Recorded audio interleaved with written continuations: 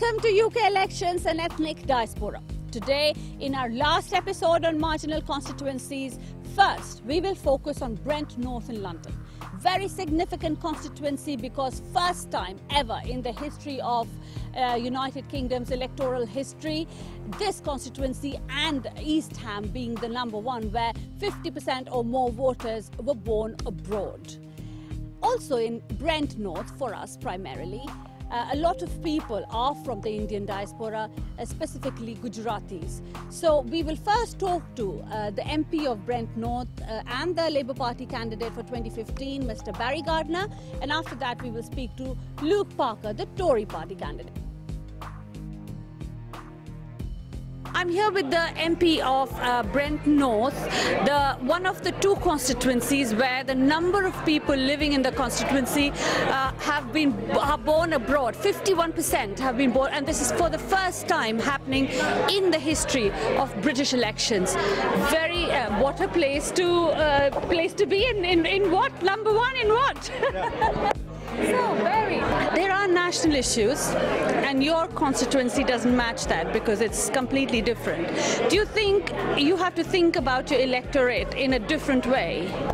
Look, I think there are many issues where it's the economy, it's the National Health Service, it's the fact that we have a generation of young people who are actually calling themselves Generation Rent because they cannot see that they're ever going to be able to afford somewhere to live on their own, or indeed to buy a place is just a dream away. These are general issues that everybody in this country is facing under this government. But of course there are specific issues. There are family ties. There's the need for people to bring relatives over for weddings or come on family visits. There's the need to keep the bonds of culture and family and tradition together. Yes, of course. Now, as has been said today as well as in other places, Labour does not have the India-centric questions or concerns in the manifesto, while Labour is seen as someone who the electorate coming from Indian origin, 68% of them, as they say, vote for the Labour. So are you abandoning the electorate? Look, a manifesto is not about your bilateral relations with another country. If you look at the department of our manifesto, the part of our manifesto that deals with foreign relations, of course we have an amazing tradition, an amazing history of good, solid relations with India. Whether you have a family origin that means that originally your family was from India, I want to treat you as a British citizen. I want to have you think about our party, the Labour Party, as the natural party for you as a British citizen. There was an issue raised here today that the Labour government should say sorry to Modi, Prime Minister Modi, for the... Look, I'm one of... not banning his visa, let me completely... Well, look, can I just point out that I was the first person to invite Narendra Modi to come and speak in the UK Parliament, right? I was the first British parliamentarian to visit Modi in India way back before this government. Back in 1999, I welcomed Modi to the UK. I worked with him then before he was even Chief Minister of Gujarat. There's no issue here. He has never sought an apology. An apology for what? There was no ban in place, despite the fact that many people like to suggest that there was. So he was never banned from coming into the UK. There was a thrusting of relationships after the riots in Gujarat back in the early 2000s, just after he became Chief Minister.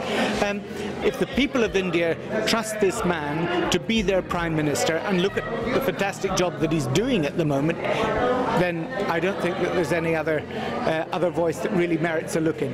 Okay, I am going to go to your constituency because it's the most important one at this point in time for to me. Of course, to us as well, because it's the number one and the only constituency with more people born abroad. So tell me, what do you think are the main issues, 1, 2, 3, for your constituents? I think the main issue that I'm having people talk to me about on the doorstep is the National Health Service. People are very worried, and actually different communities worry for different reasons as well, because different communities have different health needs. They also have different social care needs.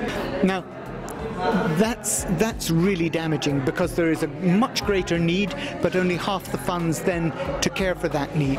So what we need is an integration of the health and the social care services, and that's in the Labour Party manifesto. We said that we will have 20,000 more nurses, we will have 8,000 more GPs, and that's a big issue as well, because people find it very difficult to get to a GP when they need to get to a GP. Sometimes they're told that they can't get a GP appointment for a week or more. So making sure that we have enough GPs is really critical for people in Brent North.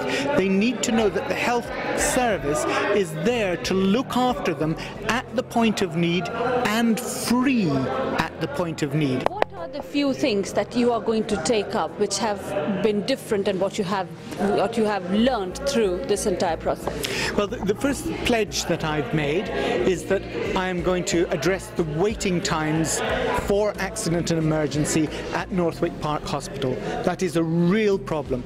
The second pledge that I've made is on this whole issue of generation rent, young people who can't get housing. So we've said that we will build 200,000 more homes by 2020 every year. Every year from 2020 onwards, there'll be more than 200,000 homes. This time, it's going to be quite different, because it's not only 2 or 3 parties. It's become a multi-party, which are a lot of parties which are prominent.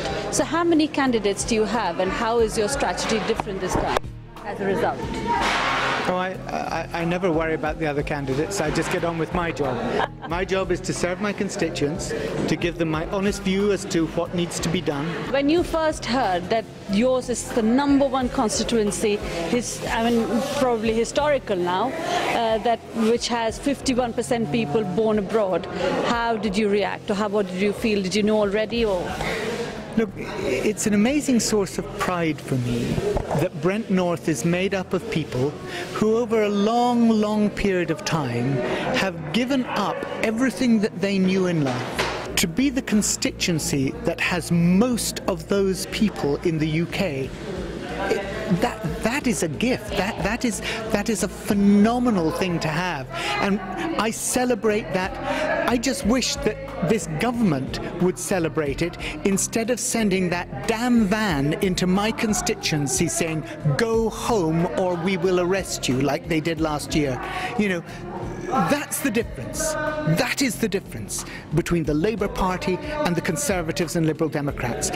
I want to celebrate the fact that we have some of the finest, most future-looking, future-oriented, determined that their children will succeed, pushing their children forward in education, giving them all the advantages that this country can. That's the Britain that I see in the future. That's the Britain that I want to be part of creating with them. How many languages you once told me are spoken in your constituency?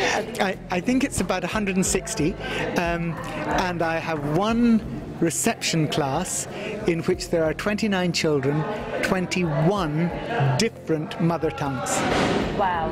Most diverse constituency, Brent North, where a class of 29 kids speak 21 languages. So 169 languages spoken in all in this constituency.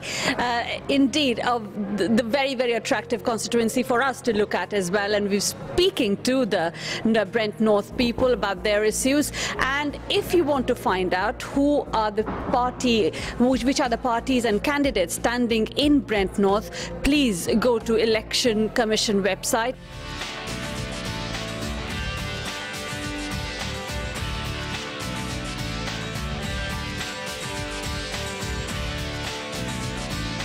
I'm here with the Conservative Party candidate of Brent North.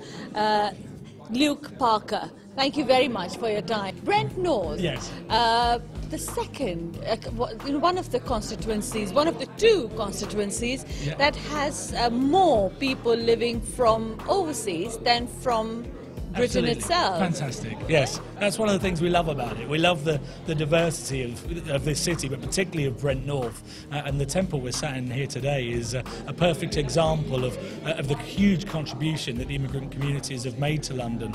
And I always use the expression, people say that New York is the world's melting pot, but I think London is its spice rack. You've got the best of everything in this city. What are the issues you think of your constituents? Well, I mean, there are some local issues, and I'm talking a lot about council issues, but if you're doing a wider programme, I think one of the things that we talk about locally is actually about the benefits of the immigrant community, because I think that's something where the Conservative Party needs to do a much better job to reach out to immigrant communities and talk about shared values. I always believe that hard work should be rewarded, not punished. Those are the basic beliefs, and I found that those beliefs were Conservative beliefs when I started looking into it, and so I discovered to my, at the time, my horror that I was a Conservative. And over time, I've looked into it more, I've got interested in it, and eventually stand for Parliament now.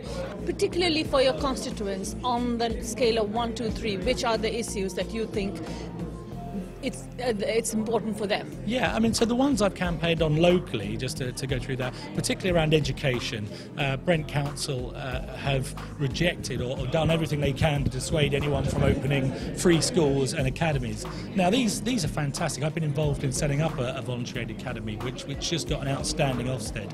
And that school, we're free from the local government running us. We can make the decisions that are best for the school, best for delivering the results, and we've been able to recruit fantastic headmaster, make some fantastic decisions about the teaching staff, and that's led us to be outstanding. So that's a long answer, but schools are definitely number one.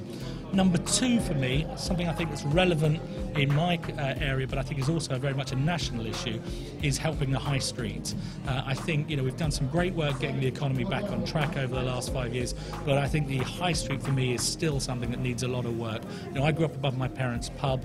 I think the high street's a vital employer locally. It's an vital centre of our community. And I think we need to do lots more to help it get back, and that's true in Brent, that's true in Wembley, that's true across the country. And the third thing for me is about the difficulties we're having with Brent Council. The Brent Council were elected, the Labour councillors gave themselves a 25% pay rise. And every time I say it out loud, I can't believe it, but they gave themselves a 25% pay rise. And one of the things they did shortly afterwards was they closed a park for some of the poorest children in the borough that cost less than the pay rise they give themselves. And then they put the marketing budget up so they could blame everything on central government. Now, that's not to say central government aren't cutting some funding. They are. 1 in every £4 that we were spending in 2010 was borrowed. And people know that can't be sustainable. You have to have an economy you can afford.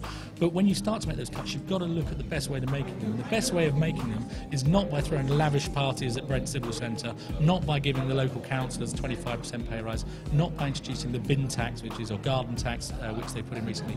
So holding Brent Council to account for some of the terrible things it's been doing, I would say is the third key issue for me. Thank you very much, Luke Parker, for all of you from Brent North, and for any other candidate and every other candidate from this constituency. You can log on to Election Commission and find out. Thank you.